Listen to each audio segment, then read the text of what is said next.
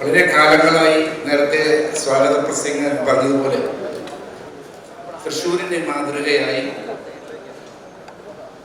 എന്നും നിലനിർത്തിക്കൊണ്ട് ആചാരാനുഷ്ഠാനങ്ങൾക്ക് തടസ്സമില്ലാതെ നാളിതുവരെ വളരെ ഭംഗിയായി തന്നെ തൃശ്ശൂർ പൂരം ഏകദേശം 14 ലക്ഷത്തോളം ജനങ്ങൾ ഒരുമിച്ച് ഒരു കുടക്കീഴിൽ തൃശ്ശൂർ പൂരപ്പറമ്പിനകത്ത് നിർത്തിക്കൊണ്ട് നാളിതുവരെ യാതൊരു തരത്തിലുള്ള ബുദ്ധിമുട്ടുകൾ കൂടാതെ പൂരം നടത്തി കാണിച്ച തൃശ്ശൂർക്കാരാണ് നമ്മളെല്ലാവരും.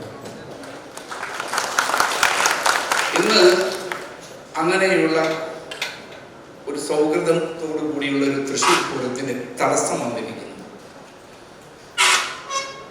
അങ്ങനെയുള്ളൊരു തടസ്സം വന്നാൽ തൃശ്ശൂർക്കാരായ നമുക്ക് ഒരിക്കലും അത് കണ്ടിരിക്കാൻ പറ്റില്ല.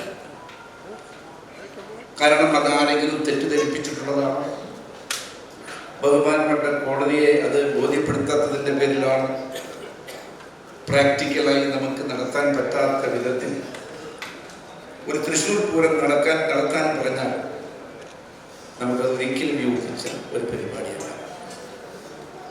നമുക്കറിയാം, തൃശ്ശൂരിന്റെ ഹൃദയഭാഗത്ത് നിൽക്കുന്ന രണ്ട് ദേവസ്വവും അതുപോലെ തന്നെ ആത്മാർത്ഥമായി പ്രവർത്തിക്കുന്ന, അതുമായി ബന്ധപ്പെട്ട് പ്രവർത്തിക്കുന്ന ജാതിയോ മതമോ രാഷ്ട്രീയമോ നോക്കാതെ ഒറ്റ മനസ്സോടു കൂടി തൃശ്ശൂർക്കാർ നെഞ്ചിലേറ്റിയ തൃശ്ശൂർ പൂരം നമുക്ക് നടത്തണം.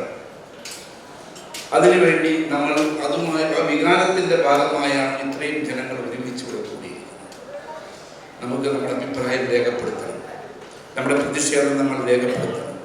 നമുക്ക് എങ്ങനെ തൃശ്ശൂർ പൂരം പ്രൗഢഗംഭീരമായി നടത്താൻ സാധിക്കും എന്നത് ബോധ്യപ്പെടുത്തേണ്ട ഉത്തരവാദിത്വവും നമുക്ക് തന്നെയാണ്. അതിനെ നമുക്ക് ഒറ്റക്കെട്ടായി നിന്നുകൊണ്ട് ഒരുമിച്ച് മുന്നേറാൻ